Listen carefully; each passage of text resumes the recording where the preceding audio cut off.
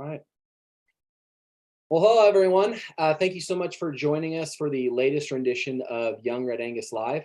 My name is Jay Young, and what we do on this program is I invite people who I believe will help you, the viewer, have the tools that you need to be able to be as efficient as possible in the area of regenerative agriculture, whether that is in farming or in the case of tonight's guest, rotational grazing and ranching. So tonight, I'm very excited to have Jim Gerrish as a guest on the show. I met Jim earlier this year, or no, it was 2022. So I met Jim Gerrish at a conference in Lake, Kansas in 2022. And we hit it off right off the bat and had a really great conversation. And so I got to spend more time with him at Burlington. I picked him up from the airport, so we had a long conversation there. And the first time I met Jim, for whatever reason, our conversation immediately went into deep theological and spiritual conversation. And we're on opposite ends of the spectrum. And we got along so good and asked each other such deep, difficult questions. And I wanted to open up with the completely off topic question. Jim, why was it that we were able to have such a great conversation that was both of us asking each other difficult and deep questions about what we believe, when most people say, don't talk about religion, don't talk about politics, and stay away from those things? What do you think was different about our conversation?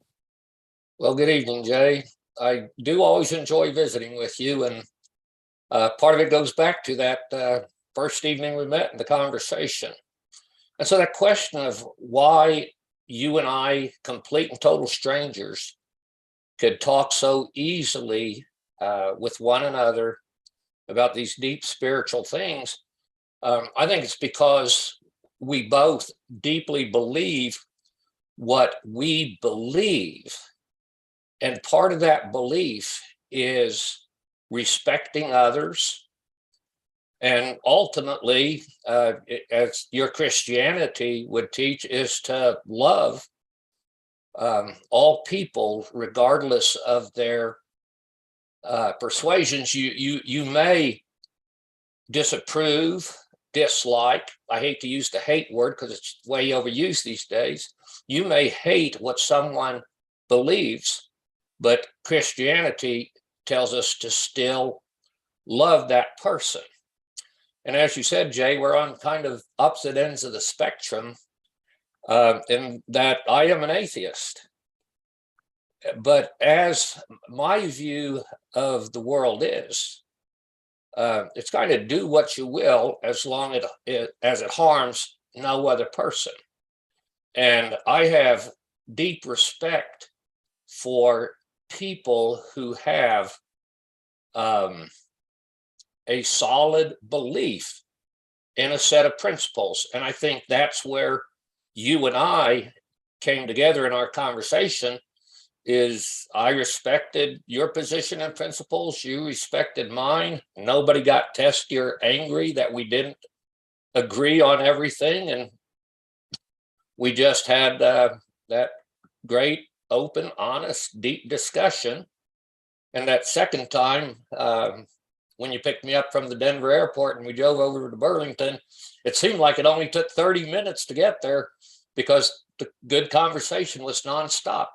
And it's a tragedy that I shouldn't say most because I don't know, but it's a tragedy that so many people cannot talk to someone who has a different belief system than they do without, becoming resentful and angry about it. Yeah. Well, and I think two other things. I think both of us are fairly straightforward and blunt individuals. Oh, yeah. I think and then neither one of us are easily offended.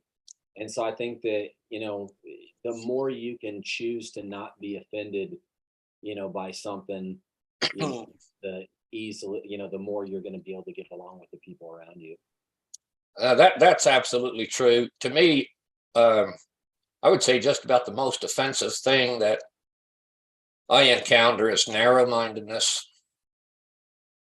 Yeah. Well, Jim, how did you get into this area where you're passionate about cattle and rotational grazing? Because you didn't grow up, around cattle and grazing cattle on rangeland. So what's your story and what got you into uh, managing intensive grazing and that atmosphere? Well, it was nothing really intentional. Um, I have had a great career in this field, but it all started out by accident, largely just chance encounters with, people. Even so, if we go all the way back to the 1970s, um, there were people, and the particular individual who started me uh, looking at grasslands and grazing in a different way was a German rancher from Argentina. And so in the mid 1970s, they were already doing daily rotation. They relied on high stock density grazing. They moved cattle every day back in the 70s. What was his name, Jim? Merton Rostel, Mertenroestel.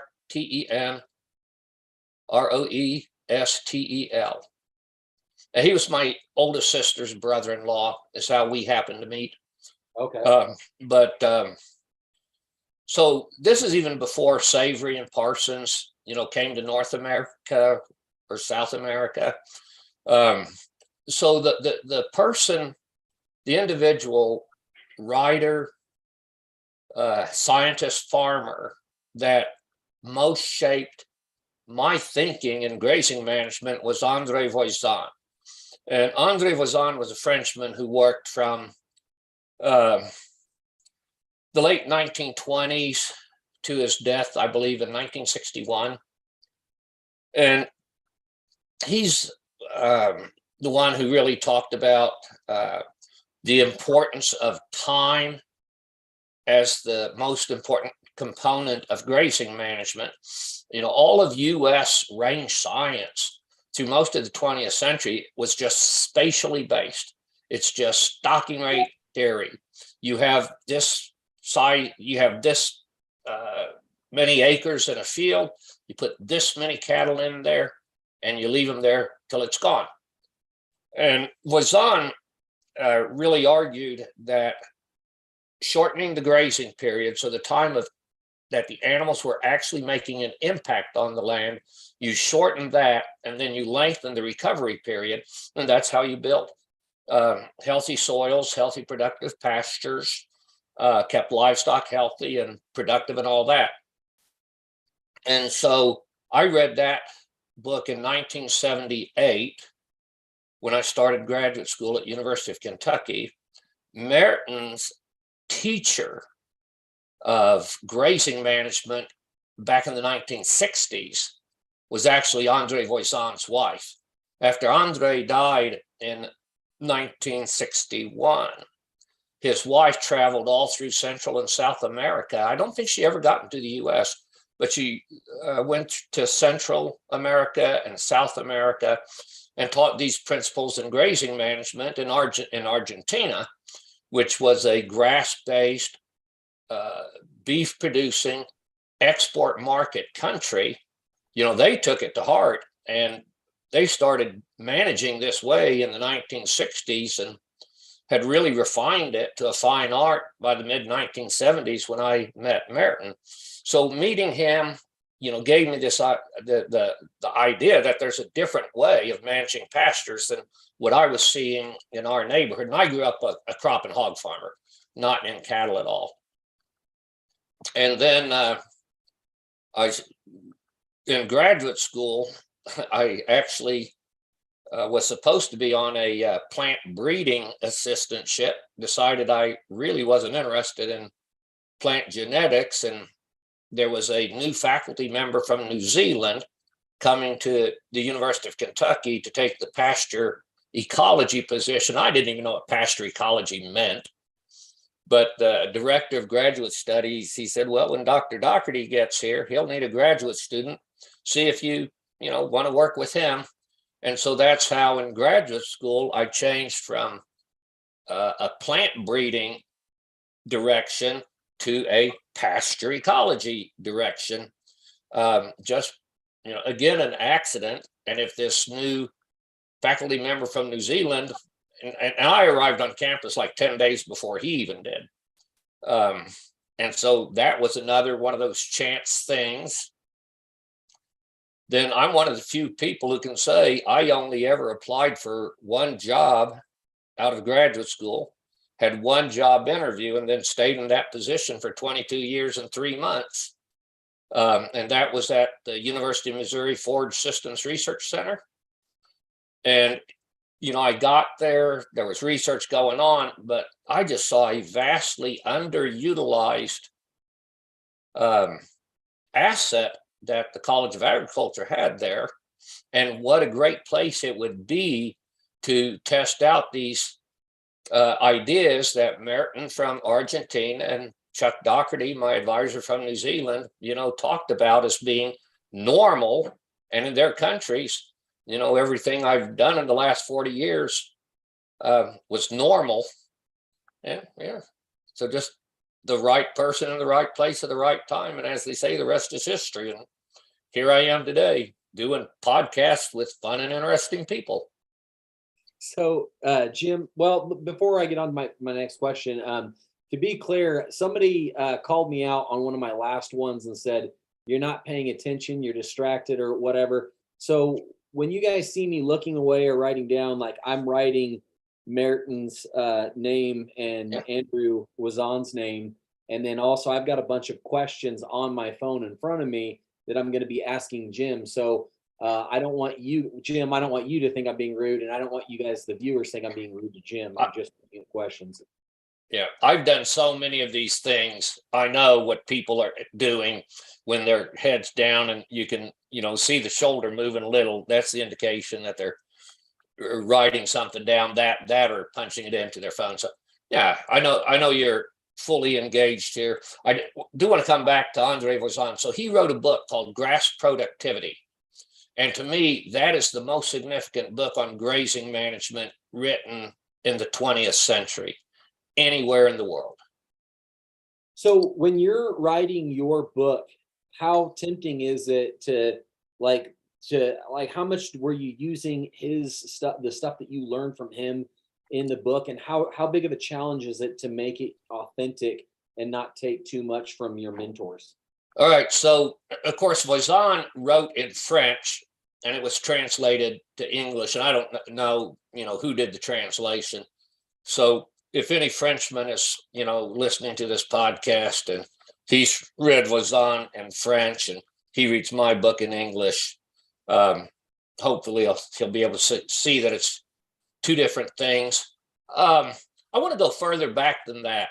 Okay. So in 1778 and 9, a Scottish agriculturalist named James Anderson, he basically wrote the whole plan and reason for regenerative grazing in 1779. So what we're talking about, these are not new ideas. Yeah, it's just we have a little bit in Lakin about that. Didn't they use stones in Scotland? Yeah. I mean, it's just failed to implement all of these ideas, and you bring up the stone fences. Yeah, and if you were going to be doing the type of grazing that James Anderson was promoting in the late 1700s, you would be building a lot of stone walls. And today we do polywire. Yeah. And that is why more people do it today, is because it is so, from a tool standpoint, an infrastructure standpoint, it is so easy to do it today compared to what it was, 250 years ago.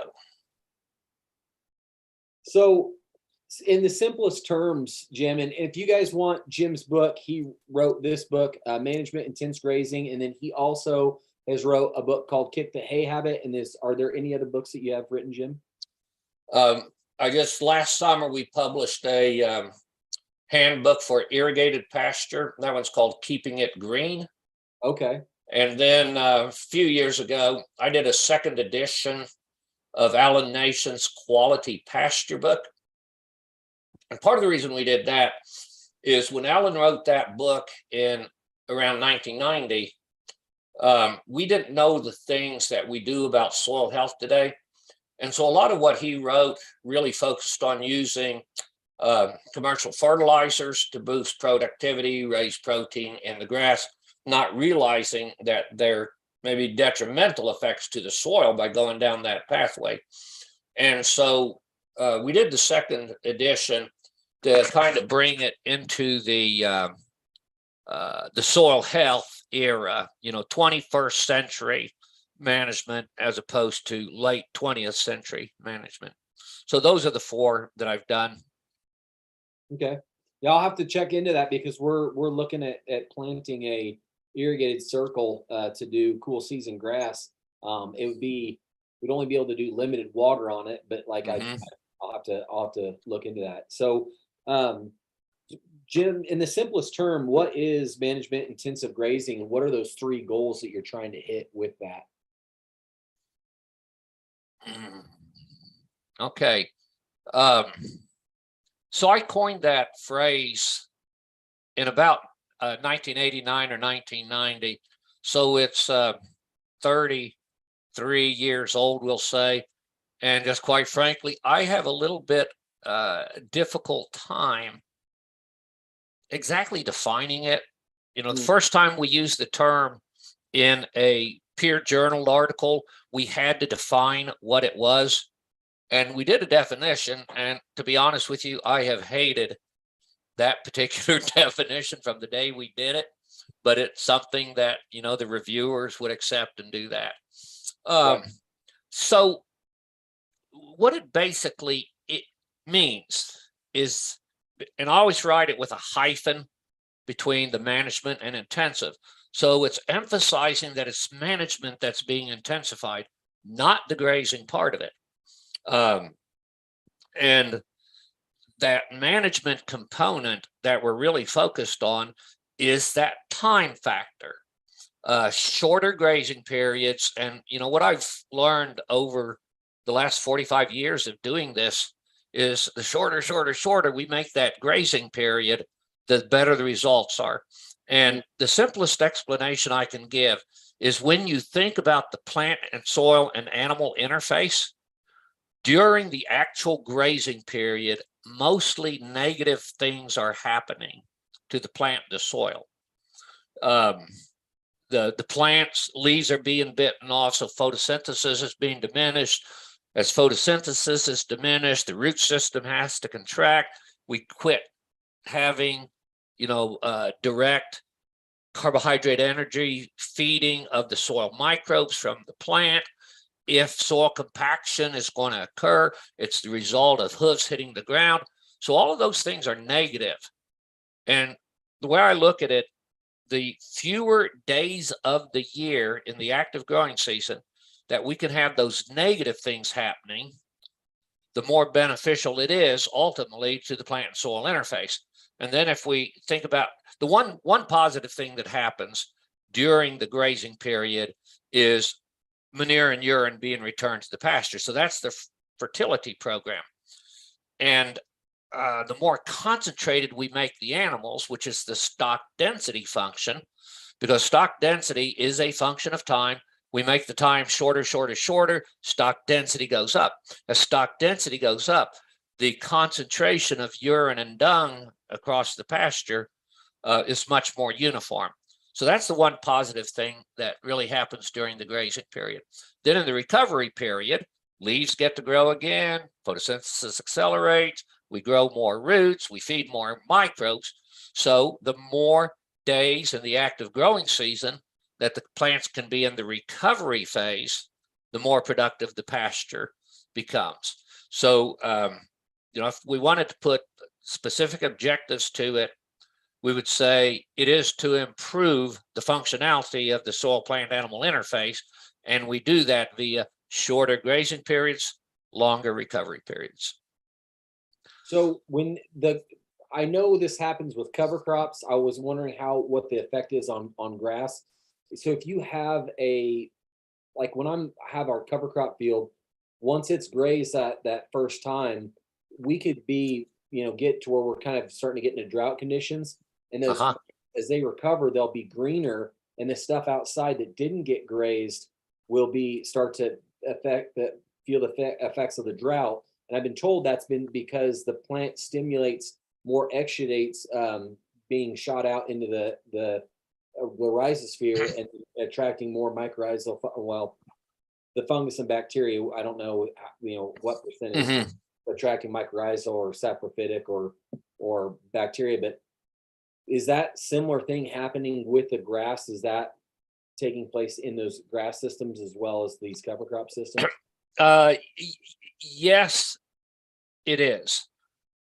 Where a difference comes in, uh, when you graze an annual plant, um, it is a greater stress than on a perennial because the Okay. perennial has a more extensive root system. It has more carbohydrate storage, and this is where we get touchy feely and say, "Well, do plants really know and understand things?"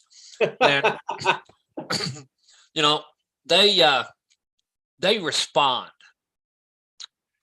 Do they have a functional, brain that reasons? I don't know there, but they respond to different stimuli.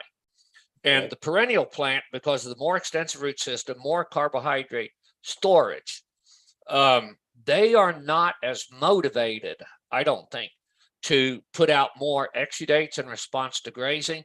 The annual plant, because they say, "Oh, it's the end of my life," they're kicking into high gear to try to survive, because on an annual plant, their ultimate goal is to make seed in that season.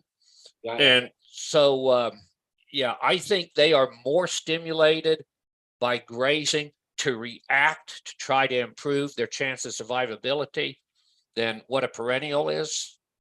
Does that make sense? Yeah, no, I'm glad you answered that because it was something I wondered about.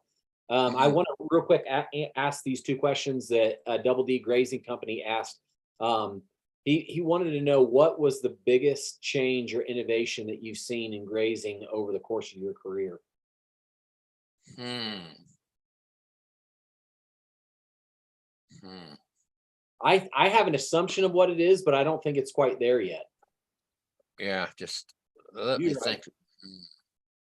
I think the willingness of more people, and it's still not nearly enough, but Yeah. the willingness of more people to go from a weekly rotation or a 3-day rotation all the way down to every day or multiple moves in a day.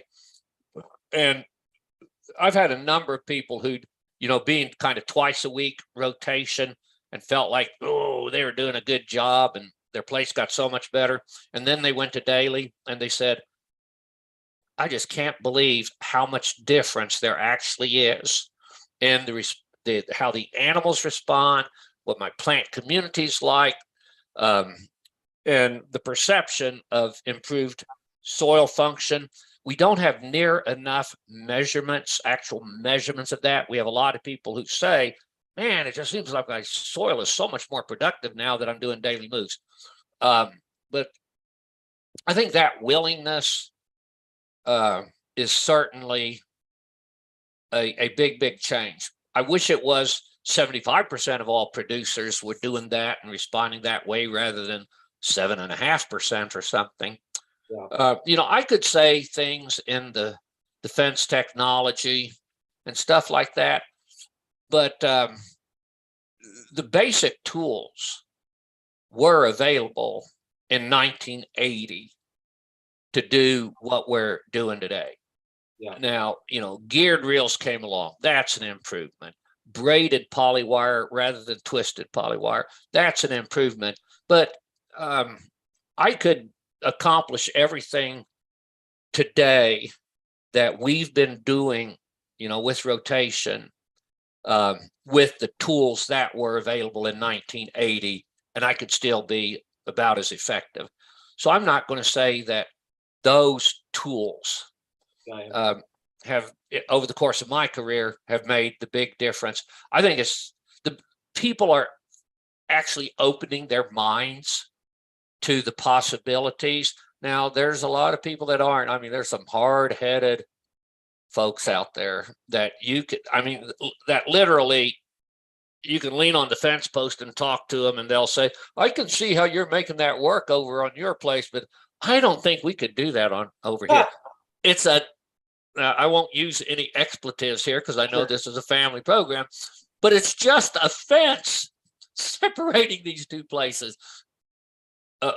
It's a fence and a hard head. Yeah. Yeah. How close do you think we are with GPS collars? And if the GPS collars get extremely functional, virtual fence. Yeah. What close do you think that is to being something that will be a huge game changer to where people will be more likely to do rotational? 3 years ago, I thought we were 3 years away. I think we're at least another 3 to 5 years away to where it is a tool that can really be effectively used in almost any circumstances. There's, for whatever reason, there's a certain segment of the population, 10 to 15% of the livestock, that do not respond to the collars the way they should. Okay. And so it's rare with the technology today, it is rare that you get 100% containment. You got those recalcitrant ones who wander off and don't get with the program. And if you are on your deeded property and they don't get off your deeded property, you can live with that. Where I see a huge potential for virtual fence and improved range management is on public lands, because the agencies aren't going to build any more fences out there. They don't maintain what's there. There is a willingness in BLM and Forest Service. You know, they are working a number of projects in different districts with virtual fencing, to where the agency is putting in the control towers, and then the rancher, you know, pays the cost of the collars on it. And so they're making progress that way. But on public land, and when we're dealing with environmental organizations like Western Watershed, they're about the worst of them in our neighborhood. You know, one animal out of place, and you know, they're filing a lawsuit. And so if you have 10 to 15% of your animals that don't respond to the collar, and you're in a sensitive public land ecosystem and somebody's looking over your shoulder, you cannot afford that kind of failure rate, you know, 10 to 15% of animals not doing it. Another issue,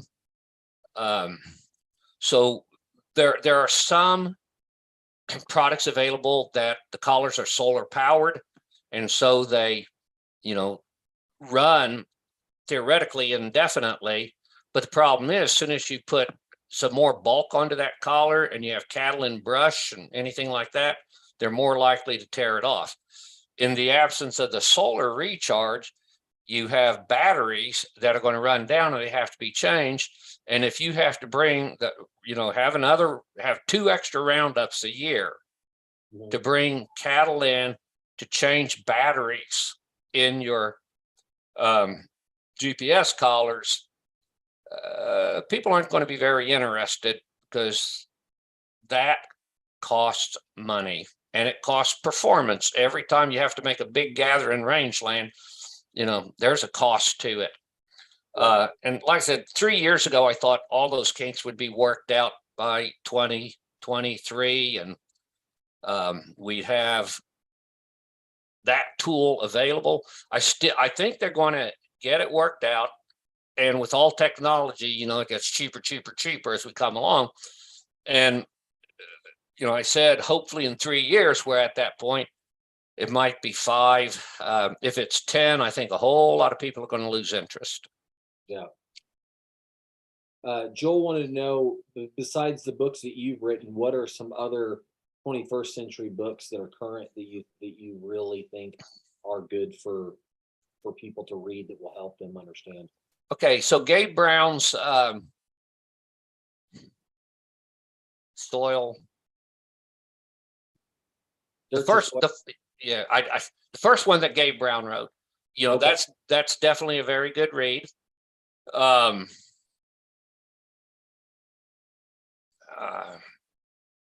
Man, you caught me cold on that one because I can't think of the titles right now. John Kemp has a great, book that's worth reading. There's actually in the last 3 to 4 years been so many books written on soil health, regenerative grazing that I haven't had the opportunity to read all of them, but it seems like every month there's a new person has written a book, and sometimes it's somebody, well, I've heard of them, but some of the current, new ones coming out, I've never even heard of that person, and I've been at this for a long time. I don't fly as much as I used to. Pre-COVID, I was flying 200,000 plus miles every year. And what I did on most of my flights and in the airport was I read, and that's how I stayed current on reading things. And once COVID hit, I went a few years without flying, and it's not near as much fun as it used to be. So I try to avoid it. And my biggest disappointment about not flying so much is not having the opportunity to read the way that I used to be able to keep up with things. I probably won't think of them here, but Jay, send me an email and ask me for a 21st century reading list. Okay. And I will, put some things on there, send it back to you, and you can post it up somewhere. He also asked, what observations do you have of grazing livestock? And it looks like silvero pasture. Silvopasture. Okay, perfect. And okay. Specifically thinking about cattle and sheep. Yeah. All right. So silvopastoral systems means we're growing grass there, but we're also producing some kind of a woodland product. Sometimes that's timber, sometimes it's fruit trees. There's, different ways of doing it. The only real firsthand experience that I have with it was doing some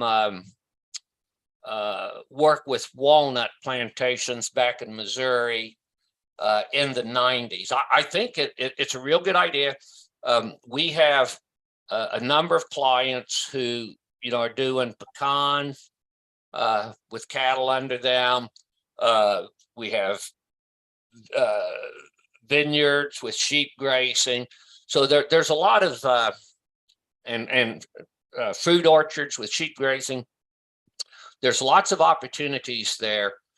And if we think about this, the whole biodiversity component of soil health and ecosystem function, it makes sense. We want broader diversity of plants. And so if we have grass and trees, we broaden that diversity. We bring livestock in there, and we can go cattle, sheep, chickens, hogs. Now, hogs will degrade certain woodland environments. Other ones, they're actually fairly beneficial to. So it just plugs into the idea that the greater the biodiversity we have above ground, the greater the biodiversity will be below ground.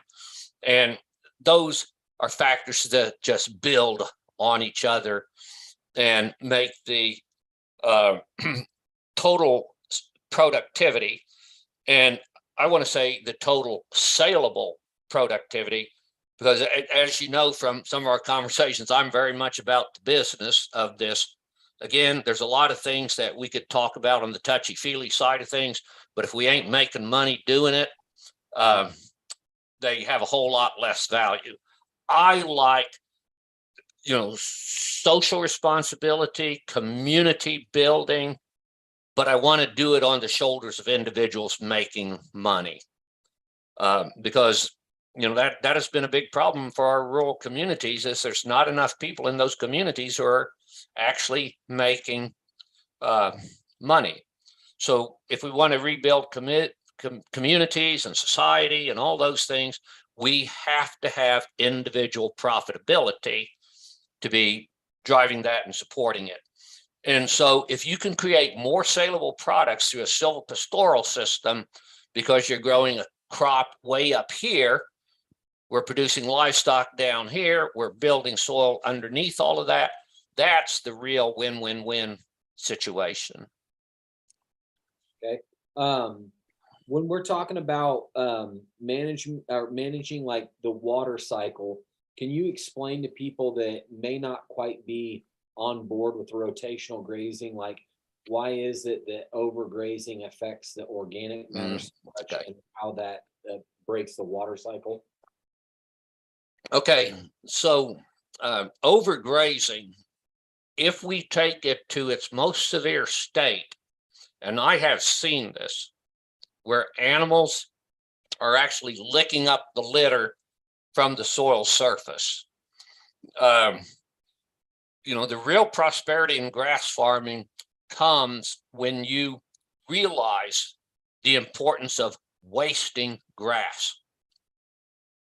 You know, one of the mantras of grazing is grass feeds the grass feeds the soil, then grass can feed the livestock.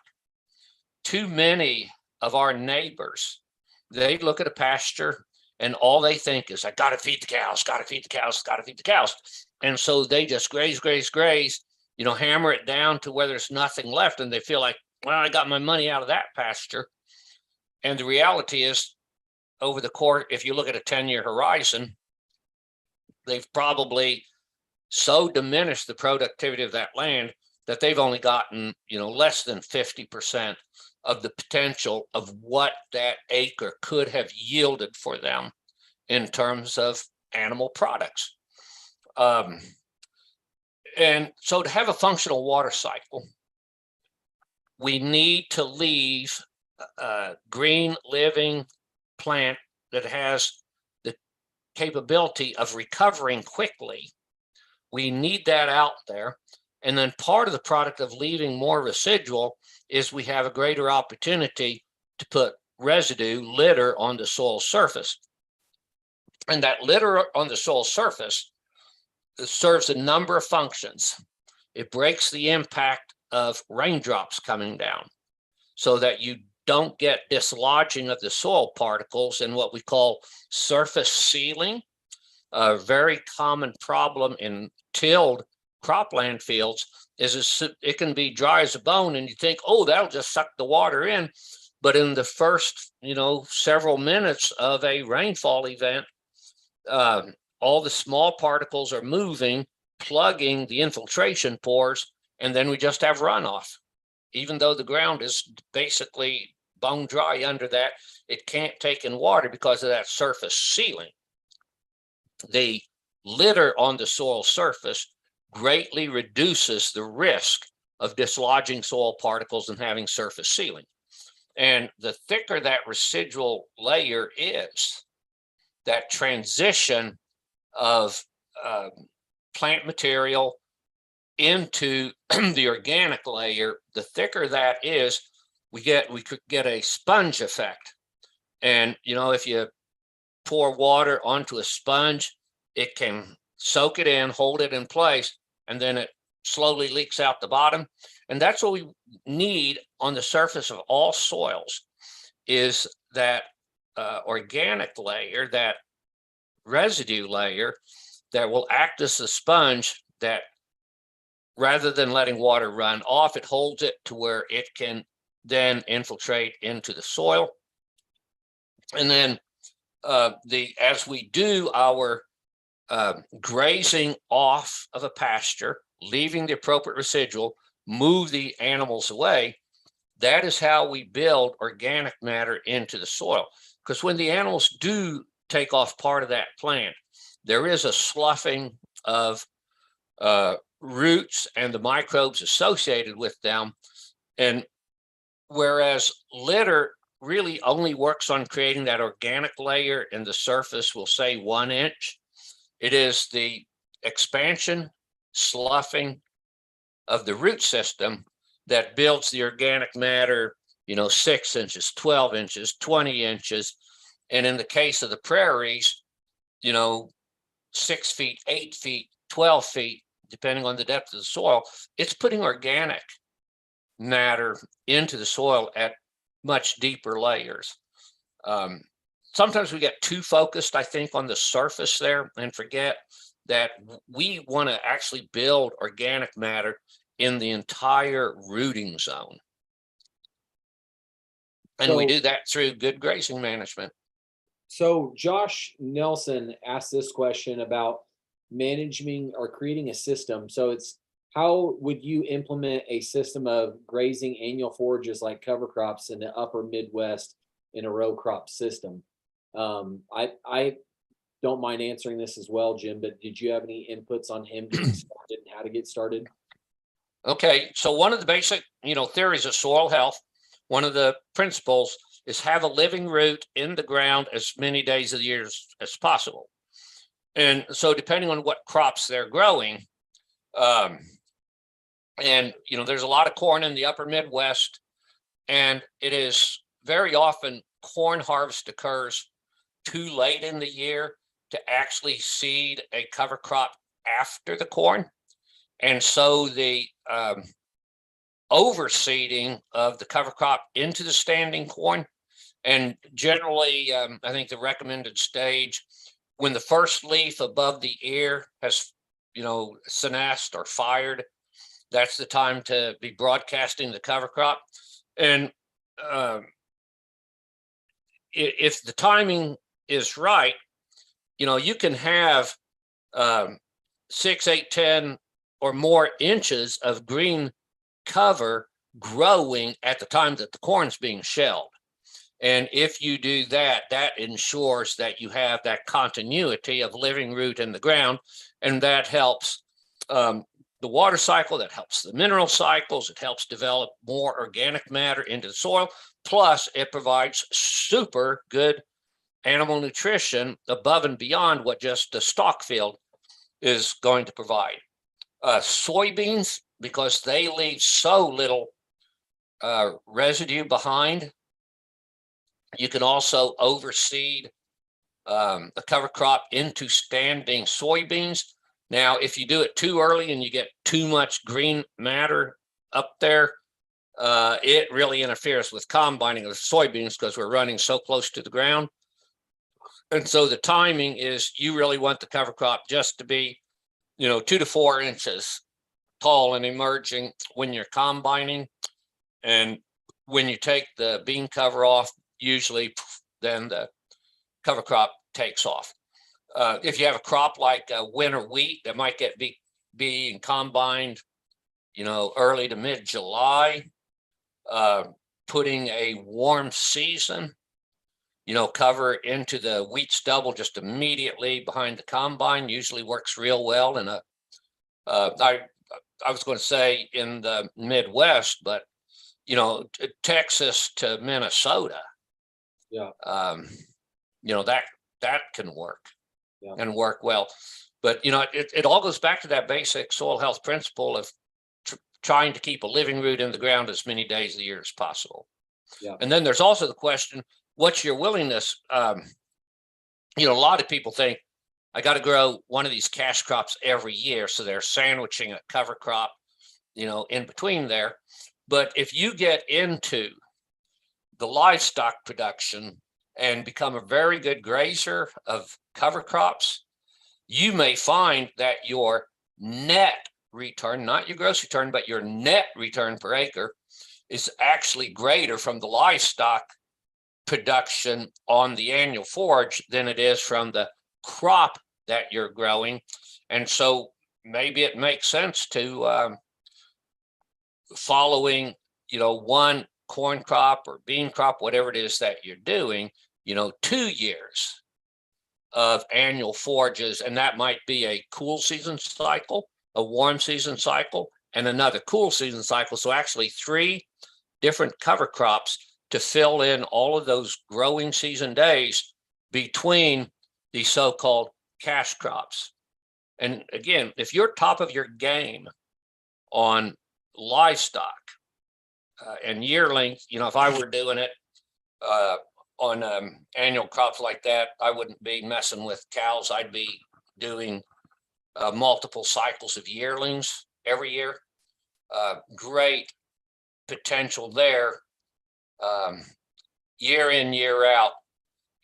Whether you're at the bottom of the cattle cycle or top of the cattle cycle, because running yearlings is a margin business, you should be able to make money any point in the cattle cycle, running yearling cattle. And especially if you do sell buy marketing rather than buy sell marketing. And that's another whole conversation that we won't get into here. Yeah, and I can speak to that too. We're running cows on cover crops year round, and I'm breeding cattle, and I love, the breeding philosophies and all that aspect of what it is to breed cattle. Realistically, it would be so much easier if I was just buying stockers at different seasons and different points, nailing the cover crop, moving them wherever I need to, selling them whenever. There's just a lot more flexibility in doing that. So Josh, I hope that answered your question well.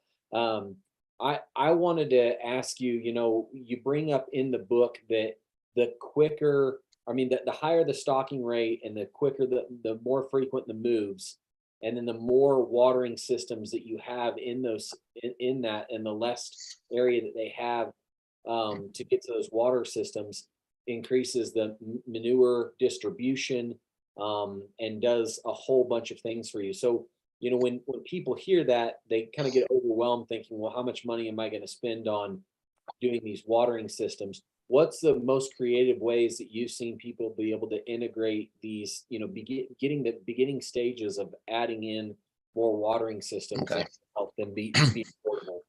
If we go back to your earlier question of what are some of the biggest changes I've seen in, 40 years, what are things that really made a difference? And I didn't think of it at that time, but you brought it up. And over the surface pipelines and portable water tanks are a tremendously powerful tool. When we look at the expense in subdivision fencing and stock water development, putting in, and I'm thinking about on a permanent pasture, we talk about fixed grazing cell design or flexible.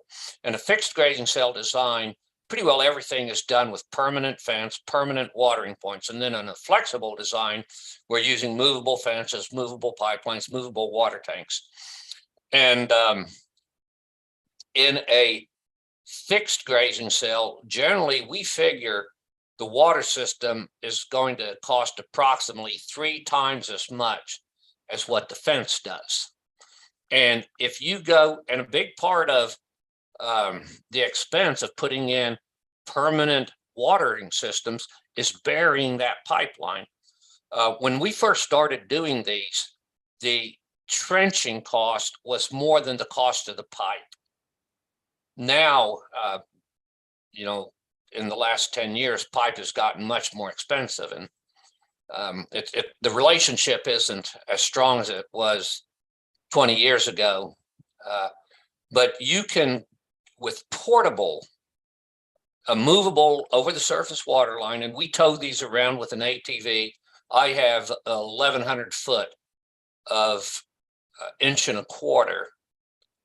poly pipe that when I need to put a tank like out on the desert edge or something, I just pull 1,100 foot of pipe around with the ATV.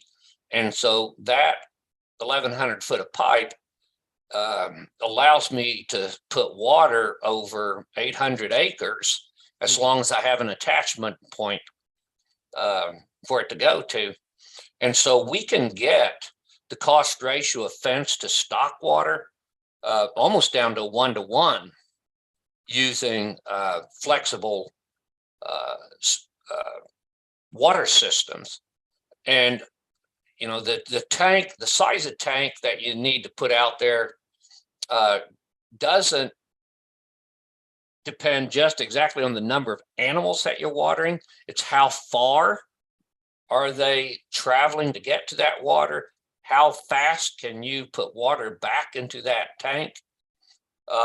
In Missouri heat and humidity, I've run 120 head of 7-weight stockers to a 25-gallon tub of water all summer long, because I could put water into that tank faster than they could drink it out.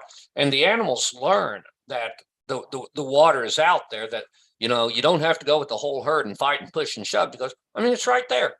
Now, if they have to walk a half a mile to a 25-gallon tub, that ain't going to work. But if they're only going 400 or 500 feet to that, they know it's there, and they just, adapt and learn, and it works that way.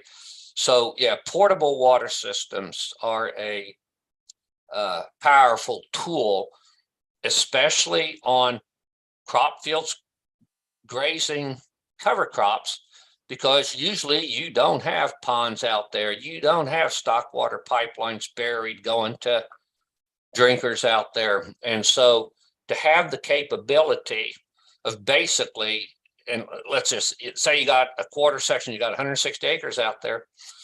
If you got one point where you can hook on a water line and then run it wherever you need to on that 160, gives you tremendous flexibility in how you're going to graze and utilize that. So when you're setting that up in the morning, like what kind of time frame is that, moving the water, moving the poly wire, and getting all that going? Okay.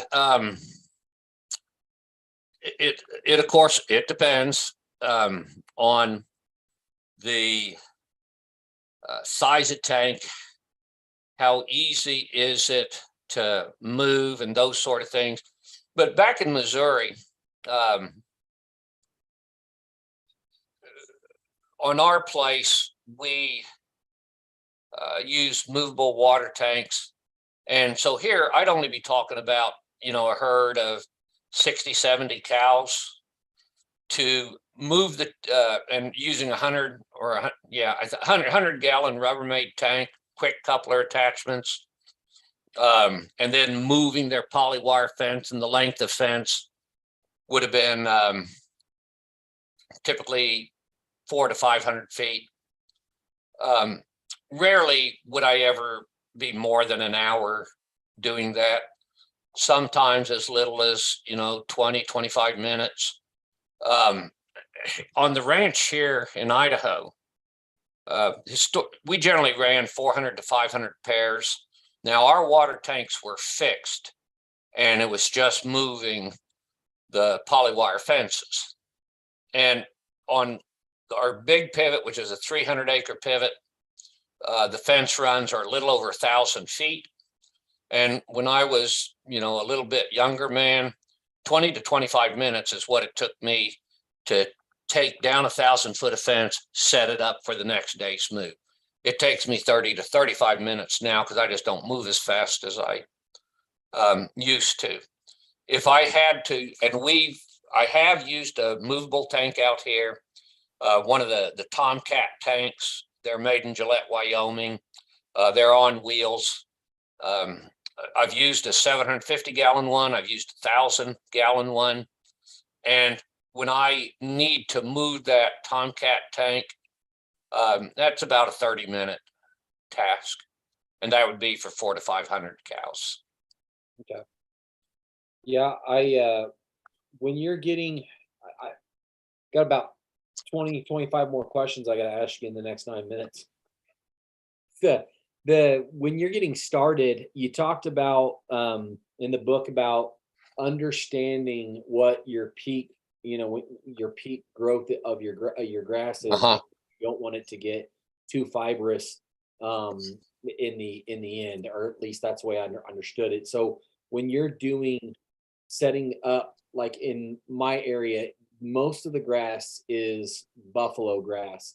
Would it do me well to plant like a cool season grass on some less desirable farm ground, to do rotational grazing on that in the spring and in the fall, rather than for the buffalo grass to hit that over the summer? Or what's ideal in that, and what have you seen do in areas where they're in short grass, and it's primarily buffalo grass or grama grass are the main species.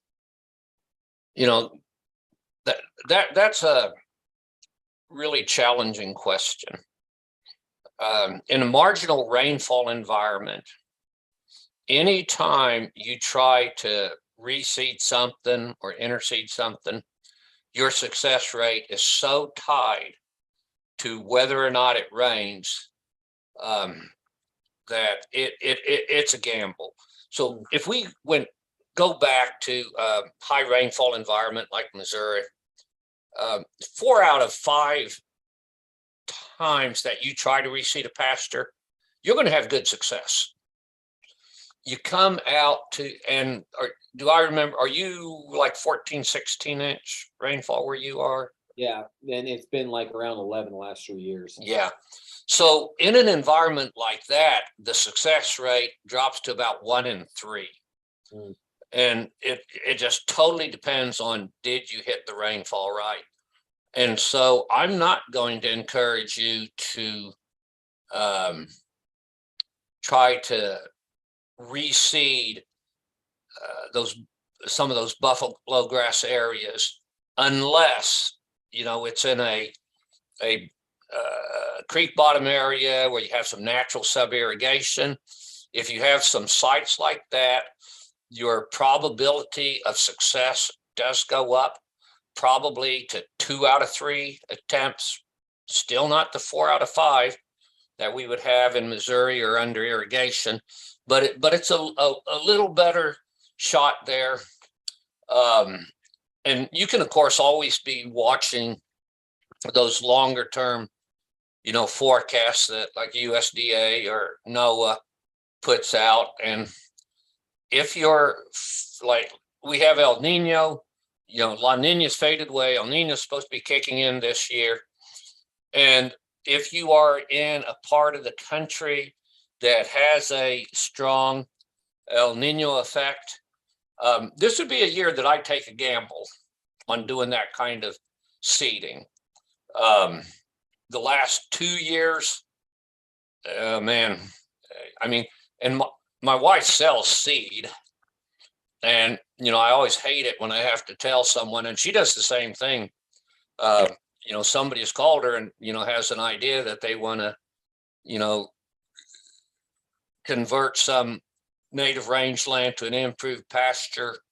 And the last couple of years, we pretty well just said, no, you probably don't want to do that because your odds of success are going to be very low. Hopefully this year, maybe into next year, we can say, yeah, if you do it at this time and you plant this, you probably have a decent chance of success. But in any time you're in an environment, and I'm going to say that gets less than 24 inches of precipitation on average, trying to convert from a native grass situation to an improved pasture, very risky. So in our situation where it's primarily the warm season grasses are the ones that are the dominant ones. What's the best way of getting set up to do rotation grazing? And are we kind of in an area where you want to be thinking more about stalker because there's not as much cool season grasses out here?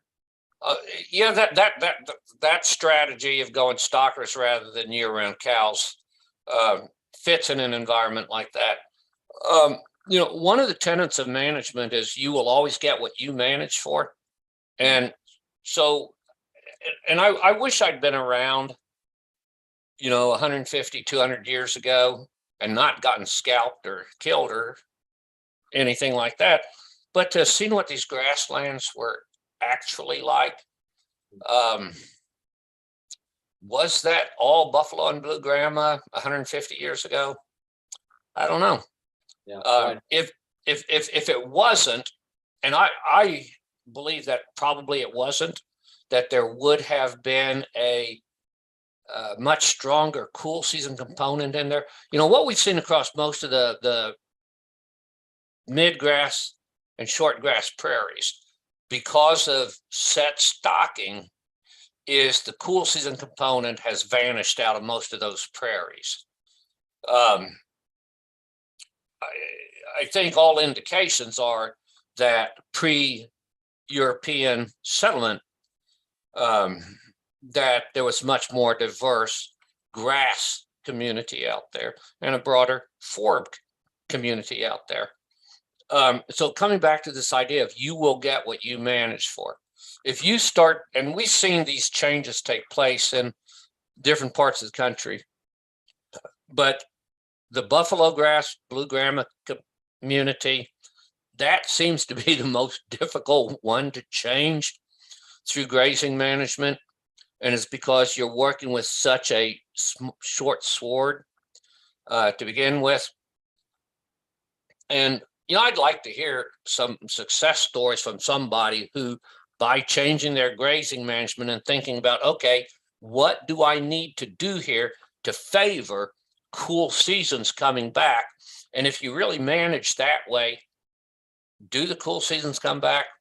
I haven't heard a lot of those success stories, but I haven't gone out hunting for them either. Well, Jim, that concludes our hour for the show. Just like that.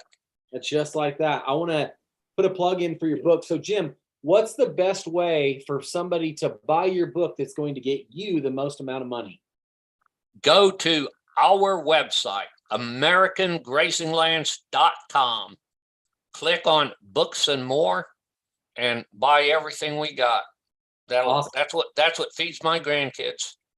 So, Jim, what I'll do is I'll get the link for that from you, and I'll go ahead and link to that in the notes and stuff so that people can have that. And then if you want to email me that list after you kind of have time to think about what the best books are, we'll get that in the show notes as well. So, everybody that asked questions, thank you so much. I appreciate that. And Jim, thank you so much for your time and sharing that with us this evening.